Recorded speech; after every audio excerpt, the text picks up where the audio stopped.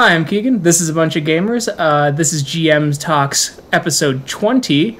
I guess I've become way more productive with these, and now I am joined with Travis Legge, who has returned to the show. Welcome back. Thank you for having me. I appreciate the opportunity. Yeah, so last time I had Travis on, we were talking about Forbidden Lands, right? No, I'm getting Scarred Lands. I'm getting my OSRs mixed up. But I noticed that Travis had a Kickstarter, so I wanted to reach out to him about that because it looked interesting. And while most people on YouTube and Podbean know me as a werewolf guy, my true love is also the OSR. And so he's got a second edition book called Odysseys and Overlords coming out for Savage Worlds. Yes, yeah. It's currently on Kickstarter. We're due to close on September 14th, so assuming this airs in the next week or so, hurry up, head over to Kickstarter. You're running out of time. And the setting kind of started out, you had mentioned OSR. The first edition of the setting did use an OSR engine. It used Basic Fantasy, in fact. But we can get into all the long and arduous tale of how it wound up becoming a Savage Worlds game and how I wound up becoming 100 times more happy with it in its current incarnation. Oh, yeah. No, that sounds interesting, because I like Basic Fantasy RPG. The biggest reason is their mission statement of trying to make tabletop accessible regardless of economic means. I always thought that was a good mission statement. Absolutely. But what made you go with Basic Fantasy initially with the first edition of this game? It was really kind of a design experiment. I was making the game primarily for my Patreon supporters. I liked a lot of things about the OSR design aesthetic. I thought that would be a cool thing to explore, but also I just wanted to stretch my legs a bit in terms of the work I was designing, because I'd done a lot for 5th edition, and I've done a lot of story path work with Onyx Path, though I had done far less story path at the time. But I just thought, hey, if I can design something that's cool and functional and works well in these constraints, in this different system, it's like 5e, but certainly different enough under the hood that designing is a different beast. So I said, all right, well, here's this kind of really basic idea of a world. Some very, very basic premise that, there had been a schism between the gods 1,000 years ago, left a big old area of ruins in the middle of the continent called the Untamed Gauntlet, and adventurers go into that place to crawl around in dungeons. And I was like, that sounds to me like an OSR setting. So I looked around at what the options were. Basic Fantasy made the most sense to me. It was kind of the closest to like AD&D without having to mess with THAC0. And yeah, that's how it was born, and then it grew from there. Once I finished putting the books together for my Patreon, I was like, well, I'm going to release these out to the public and see how that goes. And it's done fairly well. And so we've just been building on the setting ever since, and now there are 2 adventure anthologies and a gazetteer that we put together for the first edition. And one of the things that has been interesting and proved to be a lot simpler than I thought it was going to be is sort of making the second edition backwards compatible with those adventures. But I think we've got a pretty good handle on it in the second edition book. Okay. Yeah, so, because you'd mentioned trying to stretch your legs with something else. When you ran this setting the first time, was there sort of culture shock? Because I know I have an OSR server up for some friends, and we're doing old school essentials, and most of them are 5e players, so they came to that game, and I warned them all it was real deadly, and then a kobold with a knife one-shotted one of them, and they were like, oh, wow, this game is really deadly. Right, you weren't kidding. Yeah. Yes, actually. And when I first started running it, I was playing with the group at Roll for Seduction, who I'm still partnered with. We still run actual play on their Twitch. And they were all primarily 5e players. I think only one of them had played an earlier edition of D&D, maybe 2 of them. And so there was a bit of like, oh shit, this can kill us. This is bad. This is a violent and terrible peril. Which they kind of, after they got past the initial shock of it, they were absolutely in love with it. They loved the idea that there was that level of peril. And if there's one thing The thing that I would say is probably the least well translated into Savage Worlds is the system as written is far less deadly than like an OSR type system. Having said that, though, there are various setting rules that are included in the Savage Worlds books that you can toggle off and on. So they've really got the engine, because Savage Worlds is on its like third or fourth edition now. It's been out for 20 years. They've got the engine really tuned to the point where you can have all these toggles to really personalize your table's experience. So if you want to have something where the combat's more deadly, there's a setting rule you can turn on that will give you that. Okay, and then leading into that, then what drew you to Savage World rather than another OSR system like in Old School Essentials where you can do away with THAC0 or anything like that? What really drew you to Savage Worlds for the second edition? There was kind of a two-prong reasoning. The first was I was 2 weeks away from launching our Kickstarter for second edition, which I had already done all the writing for. We'd come up with a whole bunch of new rules. Over the course of 2 or 3 years at the time, we'd refined the rules that we were using on our actual play. So we had, sort of like, I really liked the Pathfinder action economy, so I just stole that whole cloth and put it in. I made some new classes, new ancestries, a whole bunch of new stuff, and I was going to compile it and be like, all right, here's the new second edition. Changed a little bit about the way monsters worked so they were a little faster but also a little deadlier. And we were just kind of getting ready to kickstart it and run that, and then the whole OGL nonsense happened. And so my immediate thought was, well, I'm never touching that again. Like, I don't care how this shakes out. I don't want anything to do with it. I don't want the stink of it anywhere near me. It was just fundamentally on a molecular level, I was done with it. And then so I was like, well, I need to figure out another system. Fortunately, my publishing company is one of the ACEs, basically the approved licensees for Savage Worlds. And so I was looking at it. The Fantasy Companion had come out fairly recently, digitally, and I was like, well, you know what? I'll just port it over to Savage Worlds. I know that that's a robust system that can take all sorts of add-ons to it. I know it's going to be a lot of work to go through and dig through everything and really figure out what needs to be ported and what doesn't. And that was really the largest body of the work, was figuring out, okay, what's already between the Savage Worlds core rulebook and the Savage Worlds Fantasy Companion, what's already covered? And the answer was a lot of it. Like, you can take those two books and really just have an OSR style experience with a couple of setting rules in play. Then it became more about like taking the specific stuff that we had built for the setting and moving it over. So the new ancestries that we'd made, some of the classes, how they translate over into professional edges for Savage Worlds. Creatures were a big thing. But in doing that process, I discovered that if I could just list out the creatures that appeared in all the original books, in all of the original adventures, and I can point people to the creatures that are already published in Savage Worlds where they exist, put in a little guidance for how to reskin or personalize that stat block to work in the Odysseys and Overlords setting, and then wherever needed, just make flat new stat blocks for creatures. I feel like I got a lot of bang for the buck out of that bestiary, which is the chapter that we're currently getting ready to send the preview up in the Kickstarter. We've done our first public preview as of the day that we're recording this. The first public preview that went out. Then we'll do a second public preview probably on Friday or Saturday. And then on Tuesday of next week, the whole chapter will go up for backers. So that's kind of the way we're doing the Kickstarter is each week we're choosing a chapter, putting some public previews out as teasers, and then we're giving out the chapter of the book in a PDF that's basically formatted. It doesn't have any of the PXXs in place. We're still collecting errata for it. It doesn't have bookmarks or any of the fancy interactive stuff, but it's a functional PDF that you can use if you want to and incorporate in your game. So I guess my next question is what are some of are there any big setting changes between the first and second edition, or anything you decided to refine setting-wise, clean up? The biggest refinement in terms of setting has been the introduction of Apotheosis, which became like the central theme of our actual play campaign, and I liked it so much that I was like, well, I think I need to just kind of hang a lantern on this and make sure that that people know that this is a path of play that they can pursue.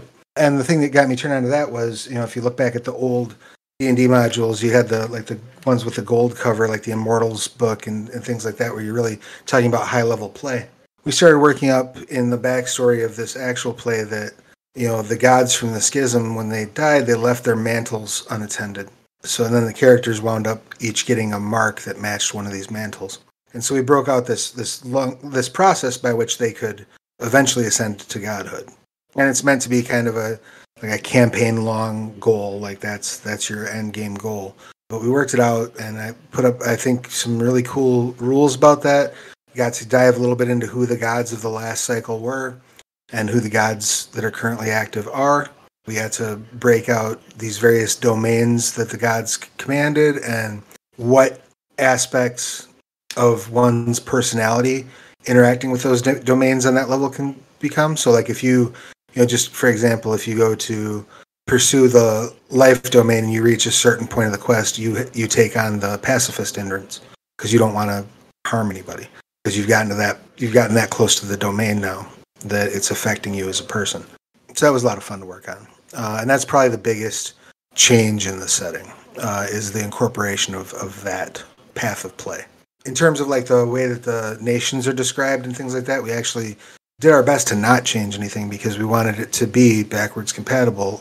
We don't have a lot of space in the second edition core book, so we are painting all of the different nations with a fairly broad brush.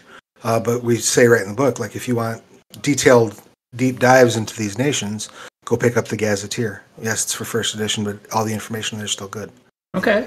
No, that's cool. No, that jumping systems and keeping it still backwards compatible is pretty impressive. Like I think that's really cool. And well, A, thank you very much, and B, I was surprised at how easy it wound up being. I really thought like this is going to be a nightmare. I'm going to have 20 pages of conversion notes in the back of this book. It really wasn't too bad. Oh, that's nice. Yeah, all I can think of is like me slamming AD&D and OSE together and going, this is going to work, kind of. So Well, and some of it is just straight up, like replacement by virtue of name. Like the traps rules in Savage Worlds, for example, are hyper specific, but they're also very robust. So like you'll have your pit trap, you'll have your needle trap, you'll have your arrow trap, and all these different things, and they've all got like a stat block for them, basically, as if almost like a magical weapon. And it tells whether or not you can spot them, if so, what the difficulty of the roll is, whether or not you can disarm them, if so, how.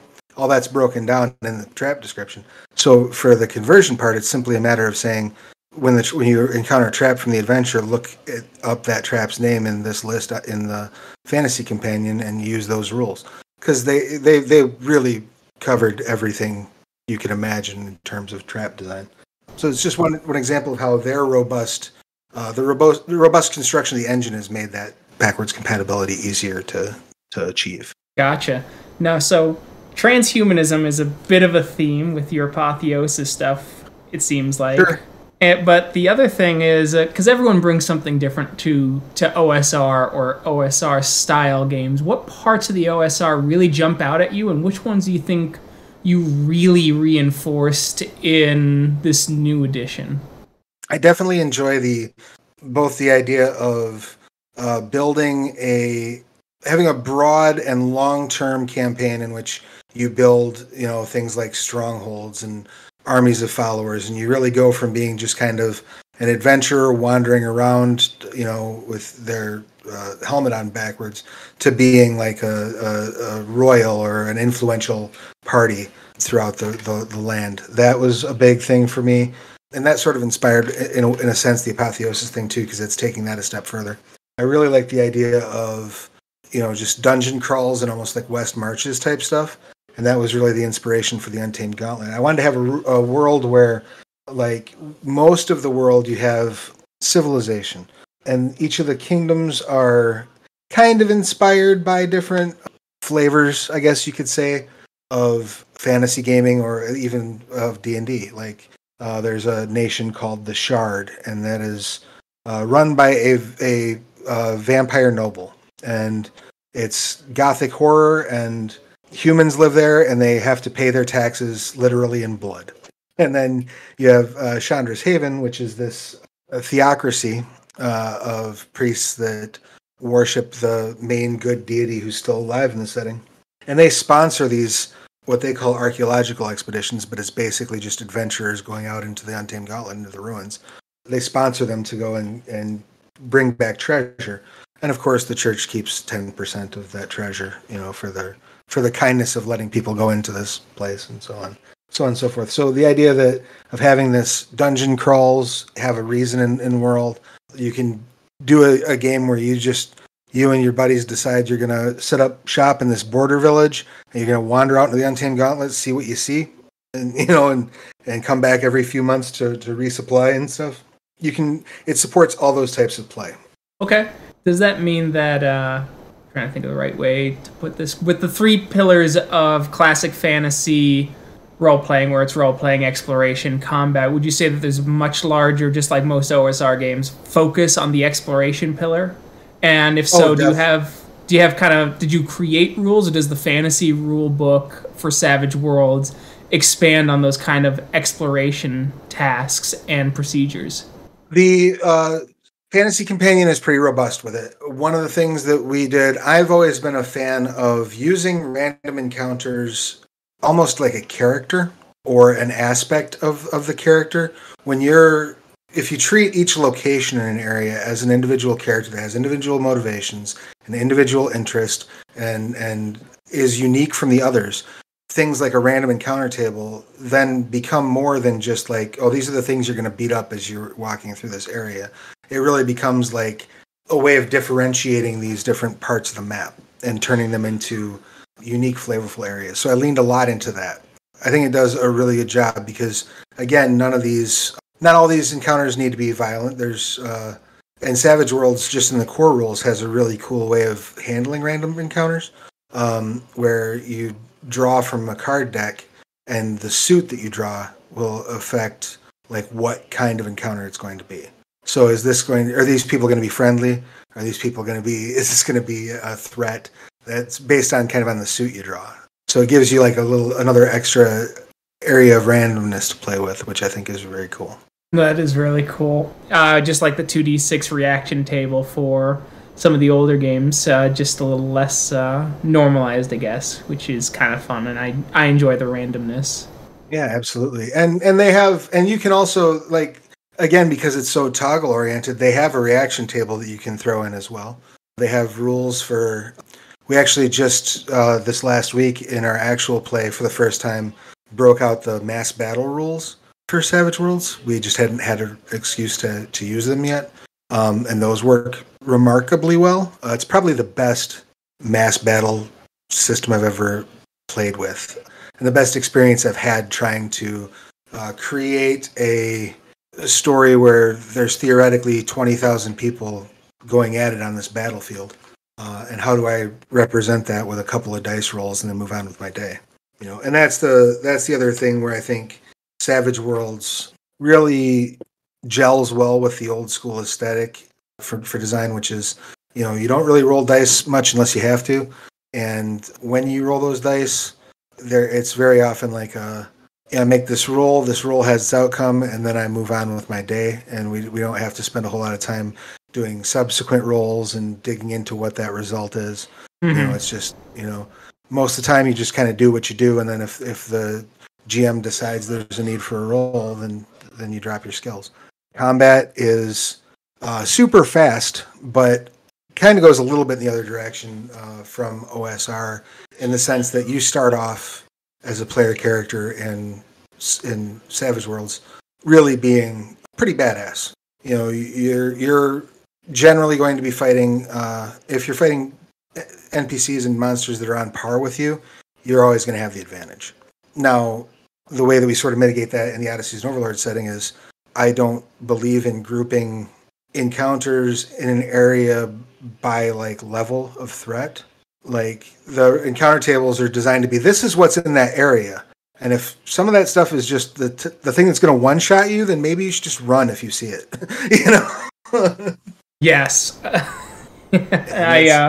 That's funny, because I'm just reminded once again of one of my OSR games, Culture Shock. Someone rolled up a thief, and they look at their character sheet and they're like, "Excuse me, what the fuck is this?" With their thief skill chance of 10% hide. Exactly. Yeah. It's like you have to work your way up, you know. Yep. So, because they are a little stronger, though, do you do things to beef up the monsters so there's still that kind of looming threat? Do you use any kind of special rules from the fantasy rules to toggle on a more OSR setting, or do you have specific rules in the second edition to be like, this is a goblin, sure, but like this is a goblin? So, yes, and to all of those, right? So there are a couple things that we sort of offload to either the Savage Worlds Core or Savage Worlds Fantasy Companion, which is, you know, your setting rules, tweaking the setting to the way you want it to run at your table. These are the gross toggles, right? The broad toggles. Then we have situations where I am A-okay with the idea, and one of the things I actually like about it is the idea that there are kind of basically extras and wild cards in terms of the way characters interact with the setting. Extras they just roll the listed die for their attribute. They don't get what's called a wild die, which is what player characters and wild cards get, which is another die that can possibly help them hit their difficulty. So they roll less dice, and they usually only have one wound. So if they get hit and wounded, they're done.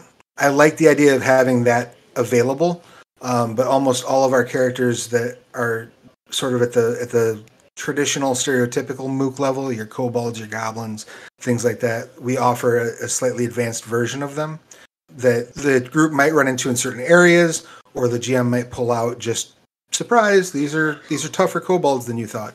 You know, kobolds in particular occupy a somewhat unusual place in the society because they largely live in two areas of the map. They live in an area called the Isle of Dragons, which is where all of Dragonkind kind of got exiled when the schism ended and the gods made a truce. The dragons were also at that table, and they were like, you can all stay in this one part of the world and do whatever you want there, just don't come out of it. So they have this large island network, like archipelago, where they stay, and there's kobolds there, of course. And the kobolds are kind of fill the role that humans fill in that area. But in the Shard are kind of all of the majority of the kobolds who live on the continent itself live in the Shard, which is the area that's run by vampires. And the way that they have distinguished themselves and made themselves valuable to the government is to just brutally train. And so they're kind of like the shock troops of the Shard's army. And then the ones that show exceptional promise and are exceptionally adept at what they do get trained as what's called Empyrean Conquerors. And these are kobolds who are basically wyvern riders. So like kobold cavalry, if you will. And so we have those different options as well. And then the third thing that we've done is certain creature types we just apply a blanket, like I had mentioned before how extras only have one wound. That's for anything. So you can have a vampire that's an extra that only has one wound. For giants, for example, giants are one of the big threats on the main continent. They have a huge swath of the southern part of the continent is under their control, and they have a caste system based government that, you know, small folk are very, very much at the bottom of. The rule that we use in the setting is that all giants, regardless of whether or not they're extras, get what's called resilient, which gives them an extra wound. So even if you come across a giant that's supposed to be just, I'm a giant commoner, they're still tougher than your average extra. And not only because of by virtue of their traits, but because you have to do more damage to put them down. And that just made more sense to me. You know what I mean? To work that in. And then, of course, if they're wild cards, they get 3 wounds like everybody else does. Okay. So then, because Savage Worlds is not going to teach an OSR-style game necessarily through the system itself, just in the combat aspect.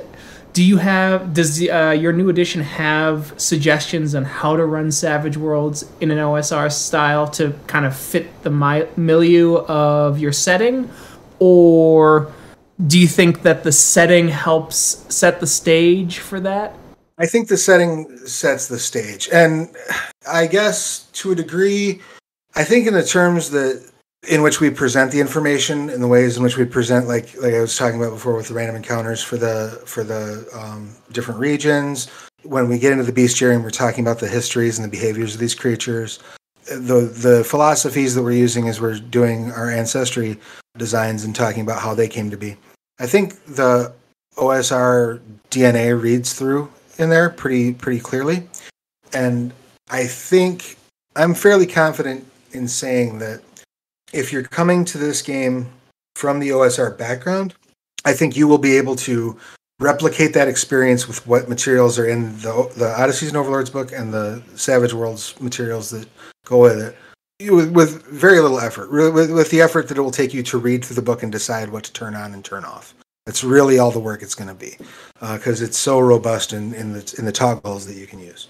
Whereas I think if somebody's coming at it from the other way, if they're coming at it Savage Worlds first into Odysseys and Overlords, I think that they will find some of the suggestions that are in the book and some of the just sort of concepts, the way they're presented in the book, I think will spark some of those OSR type ideas. The idea of, the West Marches type of, we can just go out and explore and just roll back into town every once in a while for supplies and stuff like that.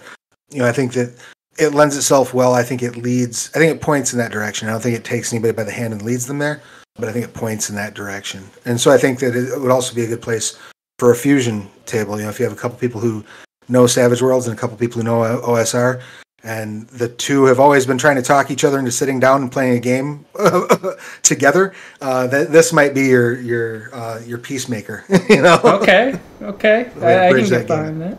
I can get behind that. So then, because this sounds like a really robust setting, what would you say what inspired you? Like, what kind of forms of fiction, historical events really inspired you, and that you would point to GMs to go, that story is very close to what I have envisioned for this setting?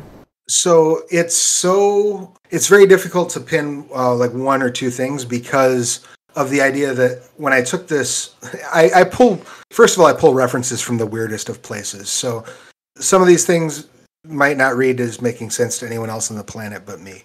But as I decided how I was going to build the continent itself, the sort of DNA of the setting, I thought about Warworld from Marvel's Secret Wars. How it was kind of this area where they had all these different realities of Marvel that had been sort of slammed into one world and they were just separated by walls. That led me to, as I was thinking about, that's a neat concept, that'd be fun to play with. That led me to think, well, why don't I just have different nations have different sort of levels of technological advancement or different levels of societal advancement, okay?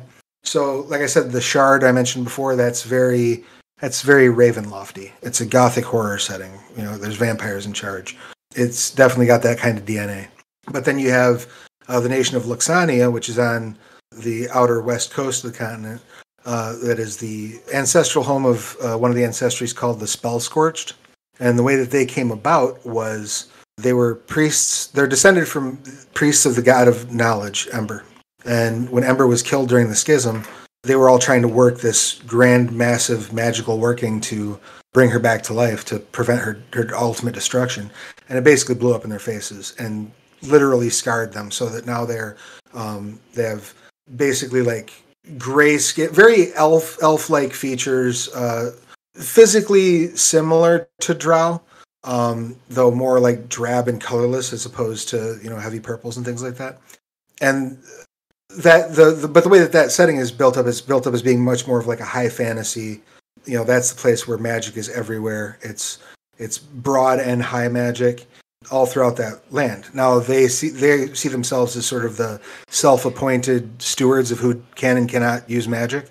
So they're not sharing a whole lot. So that's part of why it doesn't get out in other places. And you have another nation like Madria, which is a human supremacist, very heavily rooted in the ideas of medieval Europe, and they do not like the other ancestries. They're constantly at war with the Shard. I would say if the strongest inspiration for that was probably The Witcher, in the sense that like you have this place where, yes, there are other magical things kind of going on in the world, but the governments and humanity at best see them as tools to be exploited, and at worst see them as enemies to be destroyed. Funny you mentioned The Witcher, because that's what I've been reading for a book club I'm in. So. Oh, nice. That's awesome. So the short version is I'm pulling inspiration really out of everywhere. Obviously, I've worked on Scarred Lands for Onyx Path for a long time, and I was a big fan of Scarred Lands prior to that. There is certainly some Scarred Lands in the setting's DNA in the terms of like a divine war in the background, and though the pantheon in that game is very much inspired by Greek myth, and I kind of took, I don't want to say great pains, but I took some pains to make sure that I wasn't cribbing directly from any mythology as I was putting my gods together. I was really trying to keep it as mythology agnostic as possible in terms of real world beliefs, for a number of reasons, not the least of which is I wanted to be able to surprise my players. I didn't want them to run into a temple and be like, oh, these people are behaving X way, so they're basically Bacchus, and this is basically what we can expect. I don't want that. I want them to be like, ooh, what do these people think, and why are they acting that way, and where does this come from? So, no, that makes sense, and because I don't know if you were familiar with our last episode, because I brought on James Sembrano for talking about Werewolf Fifth and the agnostifying of specific cultural touchstones, and how that doesn't necessarily work all the time. So I'm curious about what mythologically agnostic kind of means to you, and what that kind of looks like in the setting. So, I mean, the way it's translated in the setting, the way it's presented in the setting, I write it totally from the perspective that I would if I was writing just a treatise on, Roman mythology or Norse mythology in the context of the role-playing game. The biggest difference is I can't quite lean so heavily on existing knowledge, but also this is another place where we have kind of an OSR aesthetic. I don't want to overburden the GM with in-depth explanations about each god. I would rather they be able to personalize it and give them a few pointers and tips and ideas of what goes in that direction. So to my mind, to make it mythologically agnostic, as it were, I mean, obviously you're always going to be pulling subconsciously from something, or, there's no inventing a new religion. That's all been done. But when I look at like religious practices, I try to look at it just strictly in the context of what works in this world as a tenet that these gods would employ. The other thing I try to look at is the gods in Odysseys and Overlords, because they are former adventurers, effectively. This is a cycle that repeats itself historically. They all have very mortal foibles and flaws. And so try to work that in a little bit into kind of the way that not only are their beliefs presented and their tenets presented, but, they're places where you might encounter ruins where their worship was practiced. Like, for example, Husk is a death god. And, there's an adventure that mentions somewhere throughout the compilation of adventures that Husk forbids anyone to be buried in the grounds of his temples who had been raised from the dead. So, like, if you've ever been resurrected or had a raised dead spell, you can never be buried in one of Husk's temples, which is a funny thing for a god of death to say, But to me, that makes sense, right? Like, he's like, I gave you my gift once, and you took it back. So no, now you. No, I like that. I like that a lot. Yeah. So little things like that, and I try to communicate it a lot more. I try to focus my communication more in those little beats and let the GM hang the meat on those hooks however they want to for their campaign. Sure. No, that makes sense. So this is only tangentially related, because I know how I do this, is how do you break up in your thought process, and what you run your games with is like, what do you grab and go, oh, that's a good idea for publication, and what do you grab to go, that's a great idea for my group, but I do not want to turn this into a project? Gosh, I live in a weird space now where I don't do that nearly enough. And in fact, I mentioned to you I have a somewhat hard out tonight. The reason for that is because I'm going to go play Exalted Essence with some friends of mine around a table in the real world like we used to back when I was a young man. And that's become a very precious sort of ritual to me. It's fairly new. Exalted Essence just came out not that long ago. But when that book came out, I looked at it and I went, hey, here's a setting and a system that looks interesting to me. I have almost no working knowledge of. I've never worked on this property. So that's going to be what we're going to play in the home game now. Because so much of my playtime nowadays is spent on properties, either properties that I'm actively working on writing for or properties that I'm promoting. I spend between 3 and 10 hours every week on Twitch playing a game that either I wrote or that I'm promoting explicitly for Onyx Path.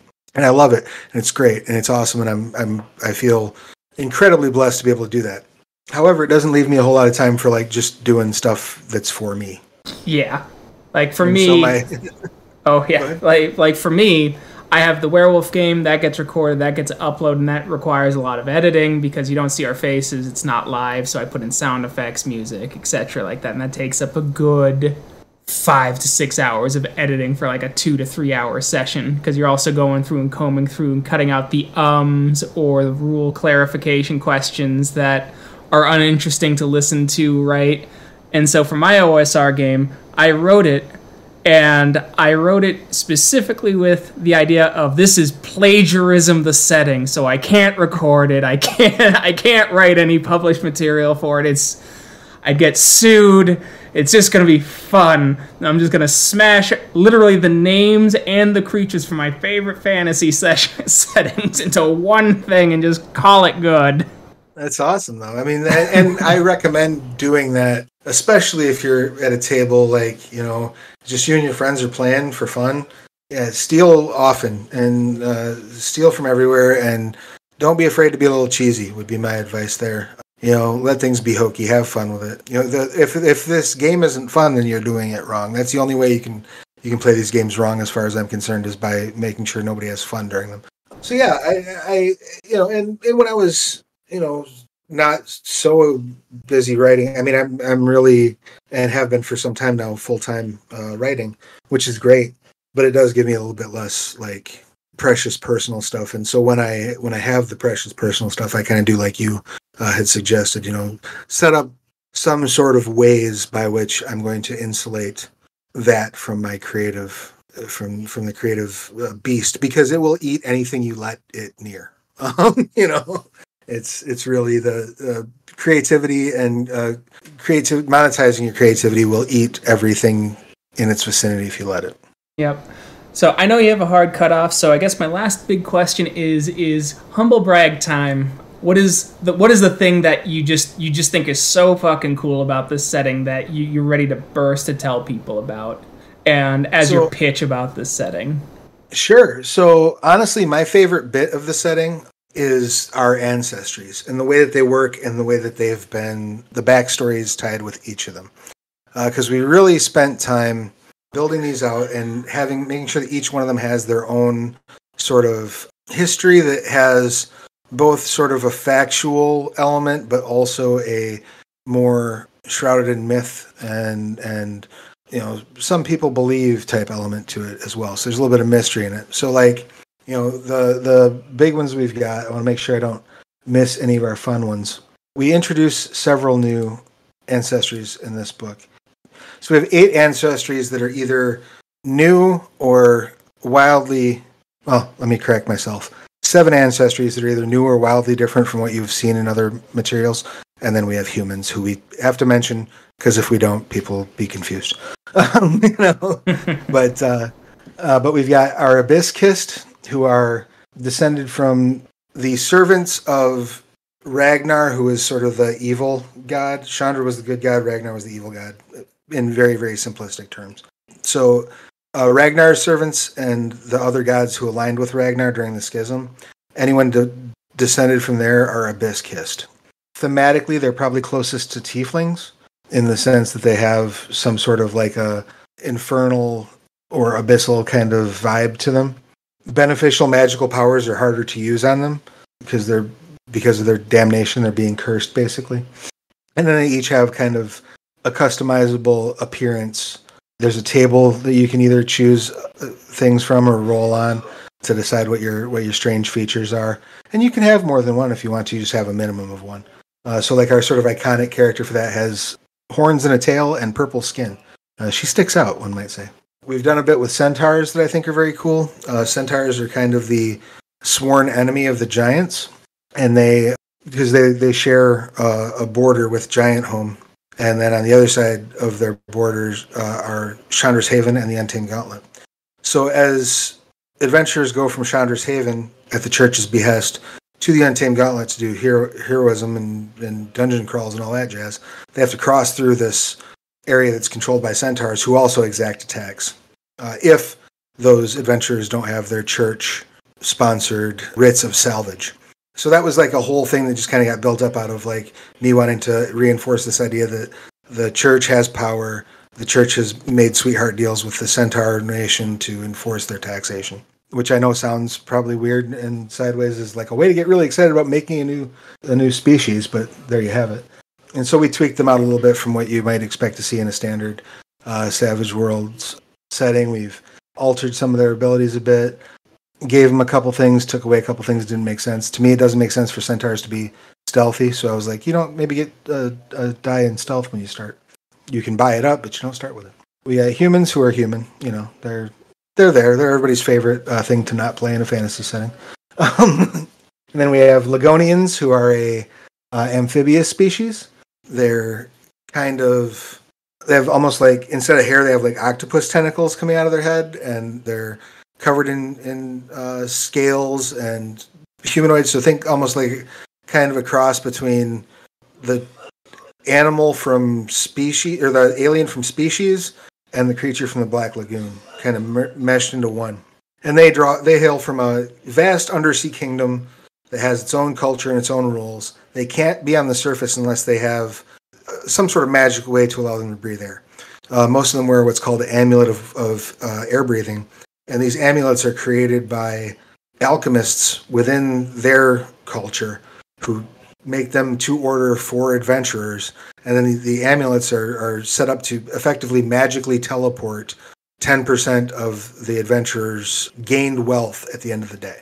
So you're paying in a tax to these people who crafted your amulet. There's no way to get around it, basically. It works out really well that you made that species reference, because I've looked at my analytics, so at least a good portion of my audience will actually recognize that reference. Good. Awesome. And if you don't recognize it, I think it's on Amazon Video. You should go watch Species. It's a fine film. Some of Natasha Henstrich's best work.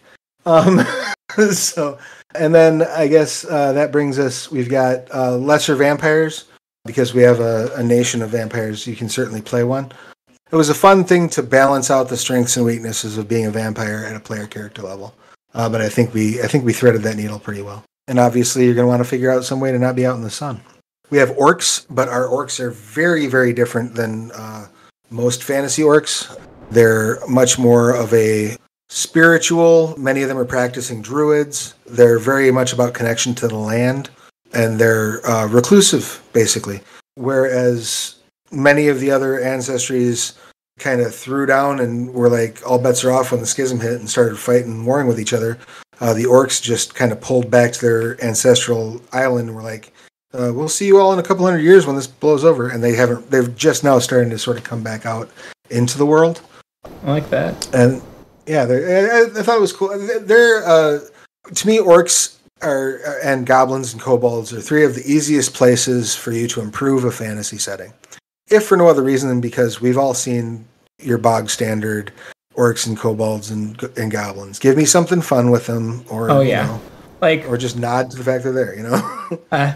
Quick humble brag. Like, this will come out maybe one day once I find like a way out of the capitalist grind to actually put more of my thoughts to paper. But I had one where it's orcs and elves diverged, and elves actually become like mistletoe when they get to have a kid. They basically unravel into a mistletoe-like thing, and their babies come out of fruiting bodies.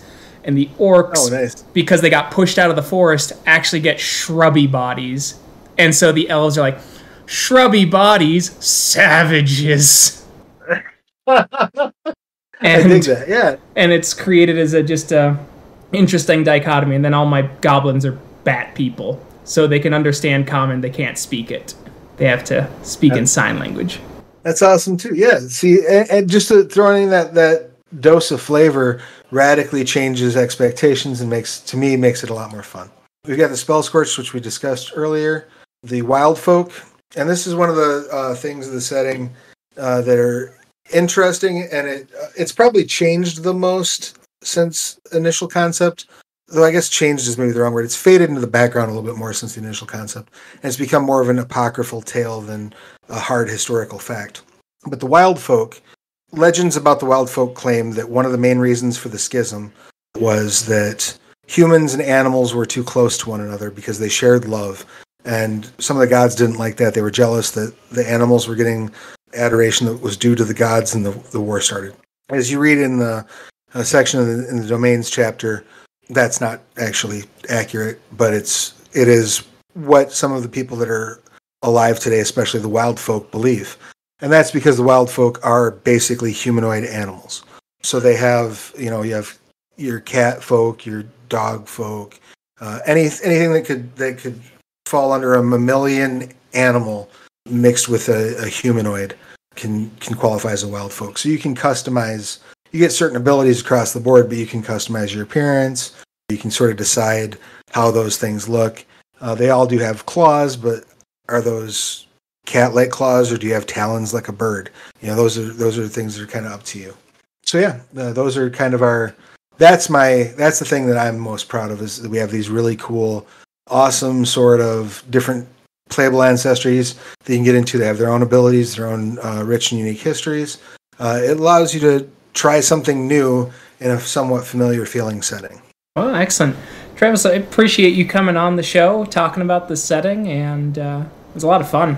I appreciate you having me. Thank you so much for having me here, and I'll have to ask you to shoot me that link of the conversation with James, because I do want to say before I leave, James is one of my favorite carbon-based life forms on the planet.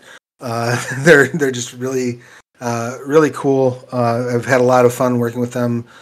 We worked on Lore of the Traditions together, which is currently on BackerKit, and they did the Kavadi/Dream Speakers chapter, and it's some of the best writing. I don't mind saying flat out, some of the best writing that Mage has ever seen. It's just a really well-written chapter, and it was really, really good, and I was really, really humbled and pleased and honored to be able to help bring that to life. So yeah, check out Lore of the Traditions on BackerKit. Well, I was going to say, it's time, of course. Travis, where can people find you if you want to be found? So I am at Travis Legge, Legge, pretty much everywhere on the internet. I am going to be remaining on the app formerly known as the Bird app, at least until this Kickstarter is over. But I have opened a Blue Sky, so I'm over there. I'm on TikTok. I'm on YouTube, and when I'm not in my own social media, you can always find me over at twitch.tv/The Onyx Path, running Onyx Path stuff. Excellent. And I'll dead name that website as long as Elon Musk dead names all my friends. So fuck Twitter. I'm not on there. You can find me on Facebook, YouTube, and Podbean, and a couple other podcast sites. But I will never be on Twitter because I found it a cesspool, and I still do. Thank you, everyone, for listening. Catch you next time.